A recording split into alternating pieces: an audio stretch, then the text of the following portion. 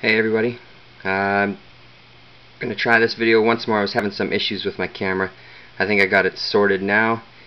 I saw Travis's video a little while ago, and he was kind of showing his basement as he was organizing stuff. I thought it was a kind of a neat idea to see people's spaces where they do their videos and have their collection and stuff, and get a little insight into their world, so I thought I'd do the same thing. Might become a tagged video, but you know, feel free to make one and show it off. So here we go. This is where I do all my stuff. So first is on one of my bookshelves. There's a Winnipeg animation festival that had its last year, 2011.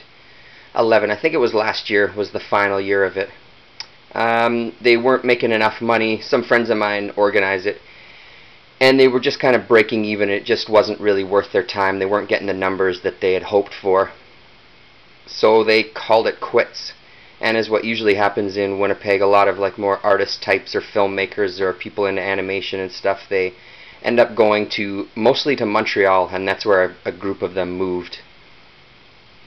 Last year they had Ralph Bakshi come in, and he showed American Pop and gave a talk and did like a question and answer.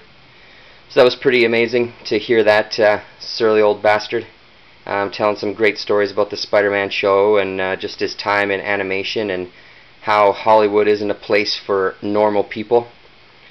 Yeah, so there's the poster from the 2008 Plastic Paper Winnipeg's Animation Festival.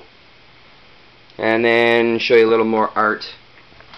This is a guy, I believe he's from Portland. I'm not 100% sure. Had this for years. So I play a bunch of music, and a lot of the stuff we end up doing is more kind of noise and experimental based stuff. So this guy, Cotton Museum, has some amazing art. He actually did an album with Thurston Moore. I don't know if anybody's familiar with Sonic Youth. I believe it was a split album at one point.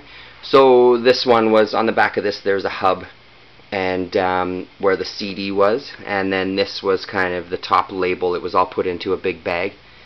Thought it looked great. I really like his kind of creature designs and stuff, so I threw it in one of the frames.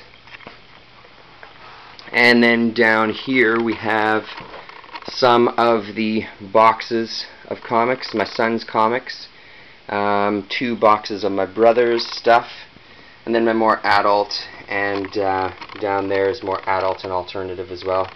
And then this just a box of paperback books. I'm looking to get one of those spinner style racks to put a lot of my paperbacks in. And then over here a couple more comic boxes, PC and Eclipse type stuff. And up top here just got kind of the shelf, little Godzilla action there. The box set of movies, which is really, really fantastic. Some of the bonuses in it are worth the money alone. I think in Gojira, the very first one of the extras is the history of the Godzilla suit, and they have some old archived photos of the early versions, and they just kind of talk about it a little bit. Pretty fantastic. Some books up at the top that haven't really fit anywhere else. Blind Dead collection, another box set of DVDs. And then up here, so a lot of the music and stuff we end up doing, the great thing is most people do cassette releases, which allows you a lot more freedom in creative packaging and stuff. So this is something that I made years ago, a couple of eyes on there, that was intended for one of our releases. In the mouth, it's a zippered up mouth where the cassette tape fits. So this was kind of the prototype. I've got a bunch of the other patterns cut and ready to go. It was one of those things that just never got finished. We ended up going with another kind of design, but I might still do this one day and sell like a limited edition kind of thing. So DVDs galore, loads and loads of DVDs. I'm a bit of a movie buff. I work in the film industry here in Winnipeg for about the last, I don't know, 9 years, I guess. And I've always kind of been a fan of movies, and a lot of the stuff I'm into is more his earlier stuff. I really like, you know, these ones here. This guy Seijun Suzuki, this kind of group in here. 60s, 70s Japanese films, a lot of exploitation stuff like this, and some animation and all sorts of good stuff there. So, and there's some great DVD companies out there. That's the good thing about DVD and Blu-ray. You get to see a lot of these kind of almost lost movies to some degree. Collection of books, a lot of film-related books on that shelf there. Some more books. Some more books, and then more of like the adult type books. This I got many years ago, a collection of early EC stuff, Terror Illustrated, Confessions Illustrated, Crime Illustrated, Shock Illustrated. I will pull out this shelf at some point and do another cube video and give you a better look at those. Graphic novel shelf all the way along there, which you've seen. Down behind here is a magazine that I subscribed to quite a few years called The Wire, out of the UK. Again, more kind of jazz, experimental type music that was focused on there. Records galore. Records. Some more records. Some more art that we bought in Toronto. Probably 2000-ish. Got a couple more pieces and frames out in the living room as well. Some more art, Chinese instrument that I bought on my last trip visiting my brother. So here's another. When I was looking for ways originally to store comics, there was a site online. Wish I could remember the guy's name. I've since searched for him again and I can't find it. But he did custom-made comic shelves out of wood that were just beautiful, and I really liked that idea. So when I was kind of keeping my eyes open for ways of storing my comics, I found this wooden filing cabinet at like Office Depot or one of those type places, and it fits 2 rows nicely. I reinforced this shelf. I'll show you one of the other shelves down below. So these are the Batman and I believe detective comics on this side. Yeah, there you go, some detective stuff. About 150 per row, so 300-ish per drawer. And I'll show you the. So they do sink in the middle.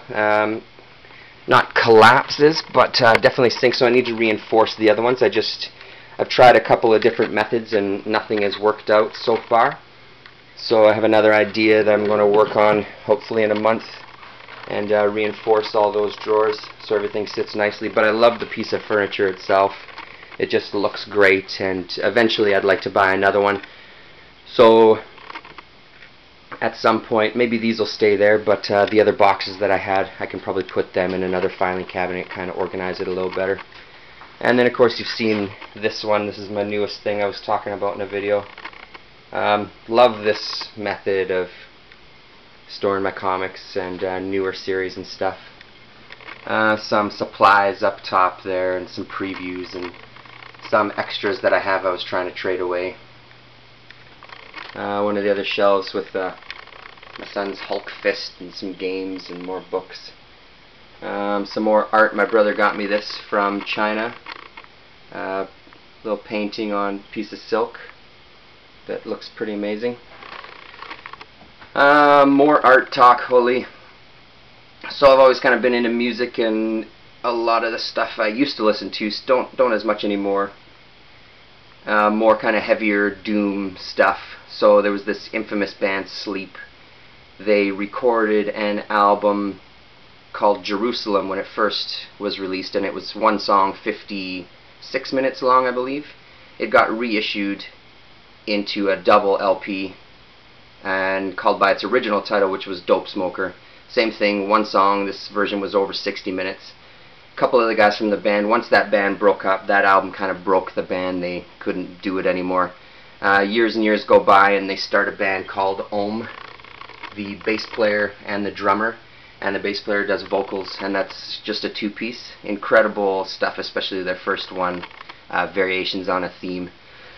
So a guy, Eric Roper, is kind of associated with a lot of the stoner rock, doom rock type of movements. And years ago he was selling some limited edition prints.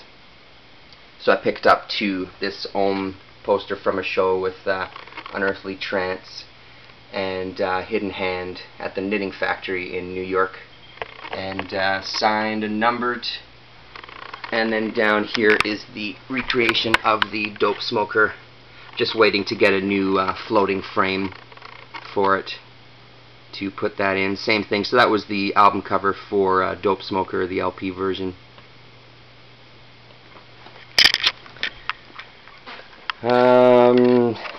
Little ottoman just with all my son's toys and things in it. A Montreal-based group, AIDS Wolf, came through town many years ago again. They also have a art kind of side project to them. They call themselves Serapop, and they do a lot of rock posters and silkscreen using kind of house paint. Gives it a really, really nice texture. So when they came through, they also put on a Serapop show where they displayed a lot of their posters and you could buy some.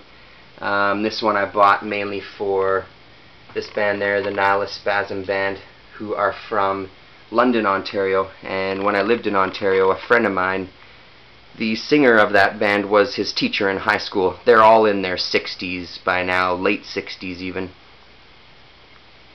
And they were kind of the first Canadian noise type band, and so we got to meet them a few times and actually sit in and play with them a couple of times too at their rehearsal space, where they got together every Monday night just kind of to get away from their wives, as they said, and sit and drink beer and talk and play some music. And it was some really, really good times with those guys, hearing some of their stories. So there's that one. And then of course you've all seen that one. That's my newest one from the comic convention, in the frame up on the wall. San Francisco Black Velvet calendar from 2008 when I was there. Loved it there. Went with my son and my ex-wife, and got tattooed with my son on my lap, which was a pretty amazing experience there. So really, really good trip. And then just some of the music gear kind of stacked in the corner. And then here's the collection of cassette tapes. Like I said, a lot of the music I play, people put out their own releases on tape, and there's a whole ton of small cassette labels. And when we go on mini tours or whatever, we usually end up trading a lot of tapes with people. And I've also done lots of tape trades online and bought some stuff. So kind of a quick, some Anna's from Vancouver. All those there are kind of Vancouver bands. Around the world there, some from San Francisco there. This Panicsville's from San Francisco, Crank Sturgeon. Some Japanese bands there. Calgary bands. From the States there. There's a Spasm Band cassette right there. And then some stuff that my friends and I have done. So a friend of ours label at the top here, where I've had a couple of releases out on. Some more a local DJ who kind of mixes a lot of world music and old soul and old funk, and really, really great series of tapes those. I think he's got a new one coming out right away.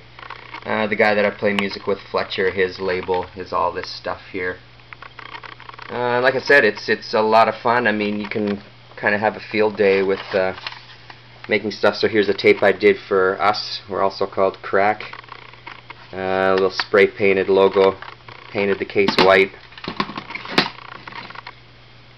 Same thing on the cassette. This was a monster. I was using a lot of old sound effects from giant monster movies for the set, so made that little stencil there. And then some of my original art on the inside for the case. Lots of fun. It's a darn good hobby. And then my newest release here, I think this is already almost a year ago now, on Prairie Fire tapes. yeah. So that's pretty much the space. There you go. That's it. Thanks for coming into my house. And I'll upload this when I have a chance. I've just started a new show, so we'll see what ends up happening. Thanks for watching. Make some videos, show us your space, and we'll talk to you soon.